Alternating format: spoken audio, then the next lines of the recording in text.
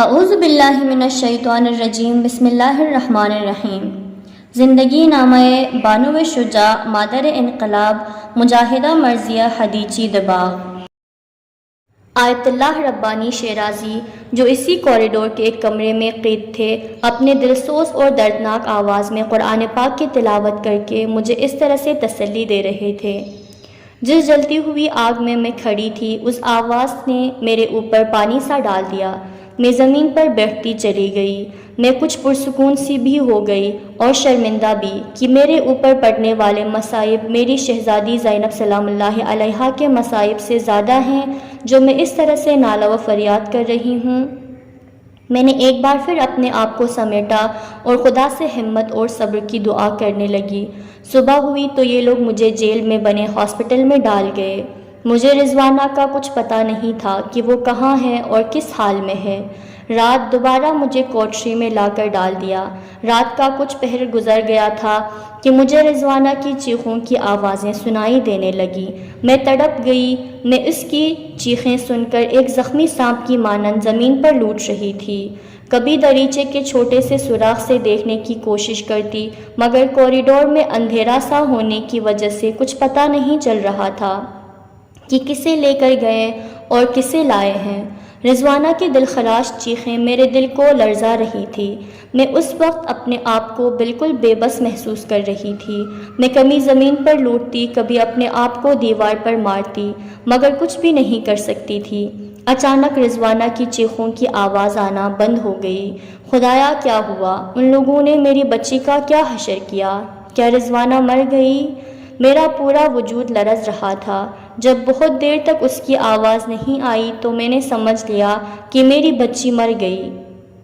میں نے خدا کا شکر کیا کہ ان درندوں سے اس بچی کی جان چھوٹ گئی۔ صبح کے قریب زنجیروں کے ہلنے کی آواز سنائی دی۔ میں تڑپ کر دروازے پر آئی اور دریچے کے سوراخ سے کوریڈور میں دیکھنے لگی۔ اے میرے خدا، یہ میری رضوانہ ہے جسے دو جلاد زمین پر گھسیٹتے ہوئے لے جا رہے تھے۔ یہ گوشت کا لوتھڑا میری جگر پارا ہے۔ میرے اندر جتنی طاقت تھی، میں بے تحاشا دروازے پر سر ٹکرانے لگی۔ میرے نالہ و فریاد سے زمین ہل رہی تھی، مگر وہاں کوئی سننے والا نہ تھا۔ ان ملعونوں نے اسے بالکل میرے دروازے پر لا کر ڈالا اور پانی بھر بھر کے اس کو ہوش میں لانے کے لیے اس پر ڈالنے لگے، مگر رضوانہ ہوش میں نہیں آئی۔ انہیں معلوم تھا کہ میں دروازے کے سوراخ سے یہ سب دیکھ رہی تھی۔ میں اپنے منہ پر تماچے مار رہی تھی، اپنے بالوں کو نوچ رہی تھی اور ان جلادوں کو کوس رہی تھی۔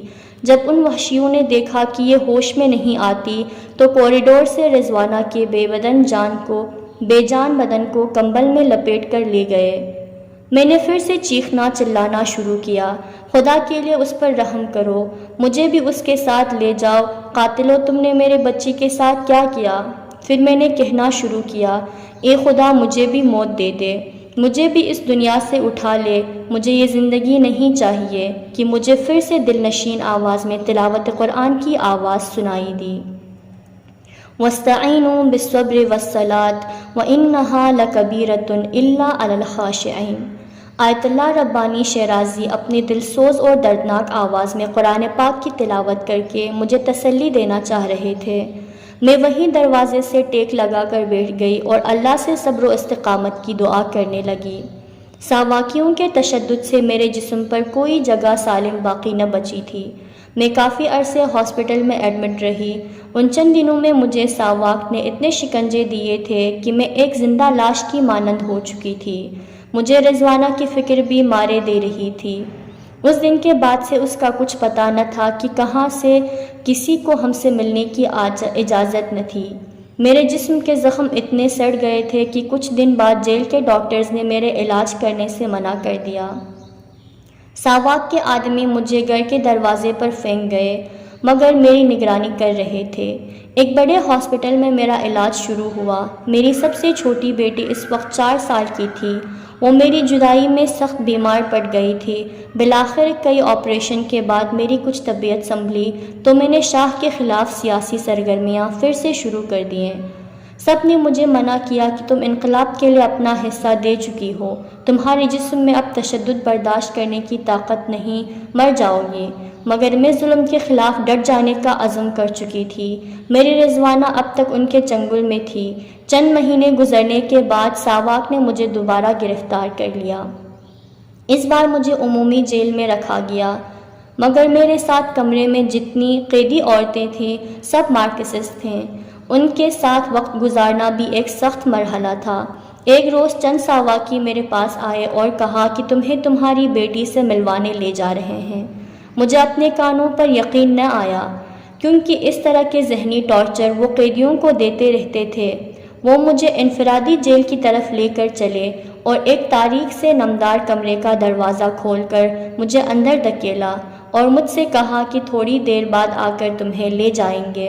رضوانہ نے سسکتی آواز میں مجھے ماما کہہ کر پکارا۔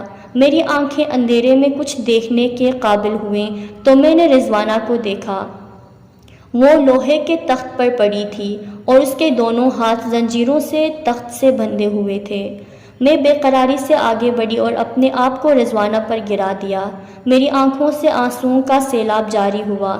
ان درندوں نے میری پھول سی بچی کا کیا حال کر دیا تھا جس کا کوئی قصور بھی نہ تھا۔ رضوانہ کی کلائیوں میں زنجیر سے بندے گہرے زخم ہو گئے تھے۔ وہ ہڈیوں کا ڈھانچہ بن چکی تھی اور اس کی ذہنی کیفیت بھی ٹھیک نہیں تھی۔ میں اسے صبر کی تلقین کر رہی تھی۔ 6 مہینے رضوانہ ان ظالموں کی قید میں رہی۔ جب کوئی نتیجہ نہیں نکلا تو انہوں نے اسے نیم مردہ حالت میں رہا کر دیا۔ اس کا بہت عرصے علاج ہوتا رہا مگر وہ ذہنی طور پر ٹھیک نہ ہو پائی۔ آج بھی جب اس کو وقت یاد آتا ہے تو اس کو جھٹکے لگتے ہیں اور وہ بے ہوش ہو جاتی ہے۔ رضوانہ کی رہائی کے بعد میرے اوپر تشدد کا دور شروع ہو گیا۔ پھر ایک روز جیل کے ہاسپٹل میں فرار کرنے میں کامیاب ہو گئی۔ البتہ ساواک کے قلعے سے فرار ایک ناممکن سی بات تھی۔ اگر کوئی قیدی بھاگنے میں کامیاب بھی ہو جاتا تو اس خوفناک قلعے کی بھول بھلیوں میں بھٹک جاتا تھا اور بالآخر پکڑ جاتا تھا۔ میں اگر وہاں سے فرار میں کامیاب ہوئی تو وہاں سے مجھے راتوں رات لبنان، پھر وہاں سے شام روانہ کر دیا گیا۔ اسی دوران میرے گھر والوں کو بھی محفوظ مقام پر پہنچا دیا گیا۔ شام میں ہم نے بہت سخت حالات گزارے۔ بعض اوقات ہمارے پاس کئی دن کھانے کے لیے کچھ نہیں ہوتا تھا۔ وہاں میں نے شہید محمد منتظری کی زیر نگرانی فوجی ٹریننگ حاصل کی۔ پہلے تو میں اپنے اندرونی زخموں کے باعث پس و پیش میں رہی کہ کہیں ایسا نہ ہو بستر پر پڑ جاؤں اور ان لوگوں کے مشکل کا سبب بن جاؤں، لیکن پروردگار پہ توکل کر کے میں نے فوجی ٹریننگ کی حامی بھر لی۔ پھر چھاپا مار ٹیم کی لیڈر بنا دی گئی۔ اپنی سرگرمیوں کی وجہ سے سعودی عرب، برطانیہ، شام، لبنان اور عراق میں مسلسل میری رفت و آمد رہتی تھی۔ شام میں انتہائی سخت اور کٹھن زندگی گزارنے کے بعد مجھے عراق جانے کا موقع ملا۔ امام خمینی رحمۃ اللہ علیہ اس وقت عراق میں جلاوطنی کی زندگی گزار رہے تھے۔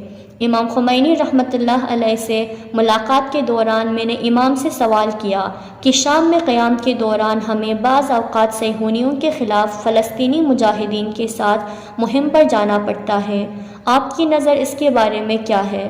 امام نے میرا سوال سنتے ہی جواب میں فرمایا، یہ تو پوچھنے کی بات ہی نہیں اور کسی مجتہد اور فقیہ کی ضرورت نہیں۔ فلسطینی مجاہدین کی مدد اور حمایت ہر شخص کا فریضہ ہے۔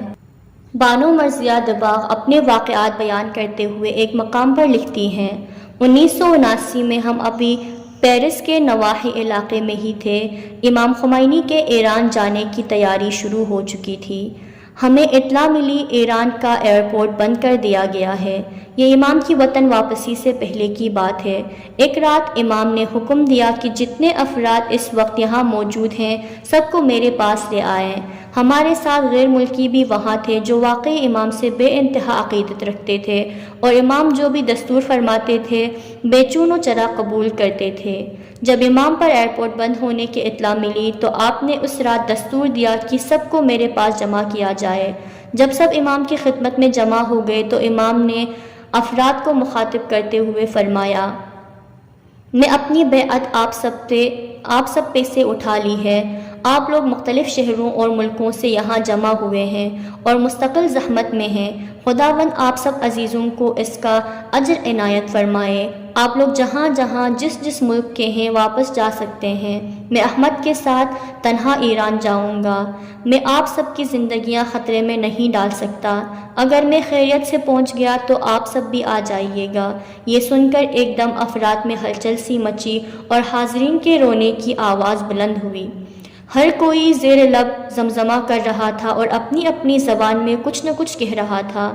کچھ افراد کھڑے ہوئے اور کہا، یا امام، اگر ہمارے پاس 1000 جانیں ہوں تو ہم انقلاب کی راہ میں قربان کر دیں گے، ہم آپ کو تنہا نہیں چھوڑیں گے۔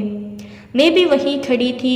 مجھے شب عاشور امام حسین علیہ السلام کے وہ الفاظ یاد آ گئے جب امام نے اپنے اصحاب سے فرمایا کہ میں تم پر سے بیعت اٹھا لے رہا ہوں، جو مصائب میں مبتلا ہونا نہیں چاہتا وہ چلا جائے، اور پھر امام عالی مقام کے خالص چاہنے والے رہ گئے۔ مرضیہ دباغ لکھتی ہیں، امام کی وطن واپسی میں آپ کی جان کو بے تحاشا خطرہ تھا۔ یہ بھی امکان تھا کہ امریکی امام کے طیارے کو فضا میں ہی اڑا دیں، یا خود فرانسوئی جنہوں نے وطن واپسی کے لیے طیارہ امام کے اختیار میں دیا تھا، یرغمال بنائے جانے کا بہانہ کر کے اسرائیل لے جائیں اور دشمن کے حوالے کر دیں، یا جب امام ایران پہنچے اور مہرآباد ایئرپورٹ پر کسی بھی بہانے سے امام کو گرفتار کر کے نامعلوم مقام پر جائیں، یا ایئرپورٹ پر ہی طیارے کو بم سے اڑا دیں۔ ان تمام خطرات کے باوجود سب امام کی ہمراہی کرنے کے لیے پرعزم تھے۔